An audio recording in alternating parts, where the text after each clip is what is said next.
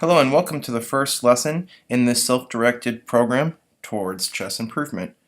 This program is directed towards players who are novices or otherwise juniors or students, up to people who are rated somewhere around USCF 1200, or if you play online through chess.com or through other places, I would say online ratings of probably up to about 1400, which is a very low level club or amateur player. Just as a short history of the game of chess, historians don't know the specific origin of the game. However, the earliest known iteration of chess was found in ancient India, a game called Shutrong. Please pardon me if I butchered the pronunciation of that, which can be dated back to the 6th and 7th century. The earliest intact chess set was found on the Isles of Lewis in Scotland, and it was dated to about 1100. And a lot of the modern rules and applications of the game can be attributed to the Italians from the 15th and 16th century early Renaissance period. So before we get into the game, or the pieces, or strategies, the first thing that we want to look at is the environment of the chessboard. And there's a few things that we need to know and learn about the chessboard in order to better understand the environment in which the game takes place. So the first thing that we're going to do is we're going to look at the board itself. So I'm going to take all of the pieces off of the board. So as you can see, this is sometimes called a checkerboard pattern. Other people call it a lattice or a trellis board pattern. But at any rate, we have 1, 2, 3, 4, 5, 6, 7, 8 rows and 8 columns to make a square board with 64 individual squares. Half of those squares are colored with a light color, while half of the squares are colored with a dark color. And when we get into specific pieces, specifically bishops and knights, we'll talk about color complex in the position and how that can affect your position and your strategy. So as we covered, we have 8 rows and 8 columns. Rows and columns have specific names in chess. For example, we call rows ranks. Okay, so for example,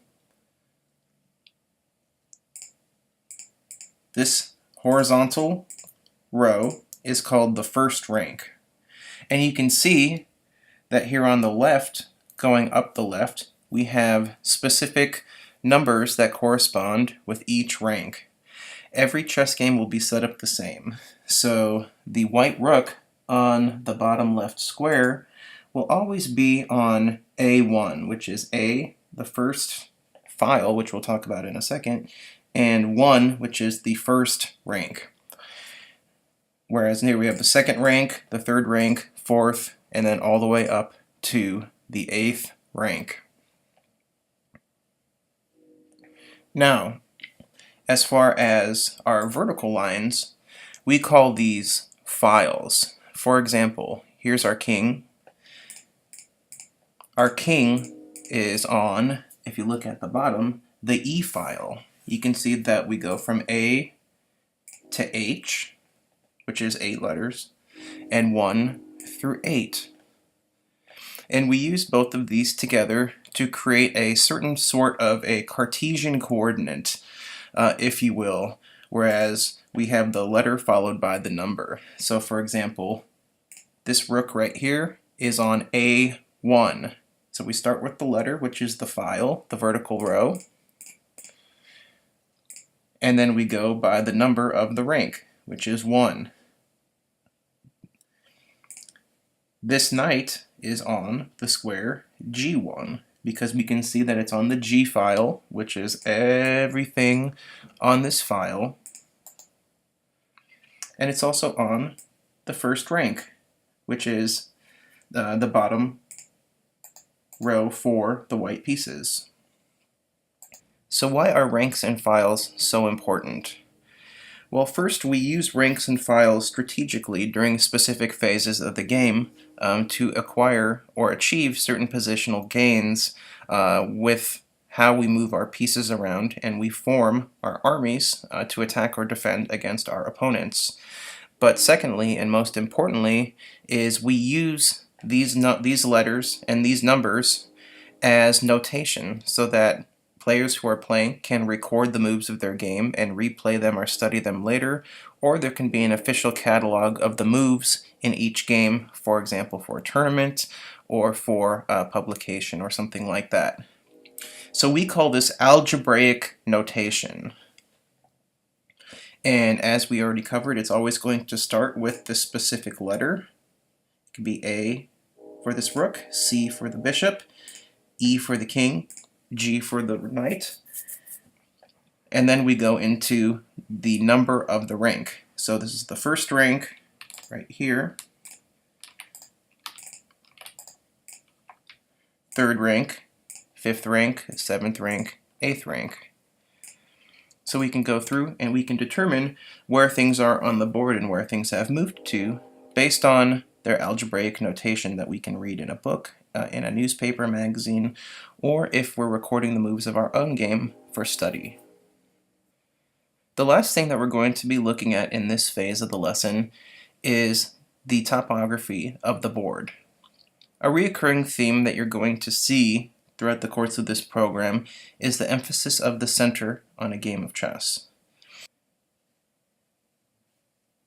Our last component in our first lesson has to do with the importance of the center and its relationship to the board. So you can see that I have three different colors, which I have colored each square of this board. And each concentric ring or level, if you will, decreases in criticality. So you can see that our four squares marked in red are the four middle squares of the board. They are D4, E4, D5, and E5. These squares are most commonly both fought over and defended in a game because people who control the center are going to more easily be able to constrict the movement of their opponents and potentially transfer pieces for attack from one side to the other, and in general will control more space on the board than those who are trying to defend or break down a solid center, which you will see in practice later on in this program. So as you can see, I have three different colors which I've colored each square on the board. Our red squares are what we call the traditional center, which is D4, D5, E4, and E5. These squares are going to be fought over almost every game as they're the most central and they provide the most space and stability for a specific position. The four squares that I've marked in red are what we call the classical center. That's D4, D5, E4, and E5. These are the most central squares on the board and they are fought over almost every game, either from an attacking standpoint or from a defensive standpoint. These are strategically important because if you can control the center, you control more space on the board, and you can give your pieces more freedom to be able to move from one side or the other if you can control space in the center. And conversely, you can restrict the movement of your opponent's pieces if you control the center and if you can control more space because there's less things for your opponent's pieces to do.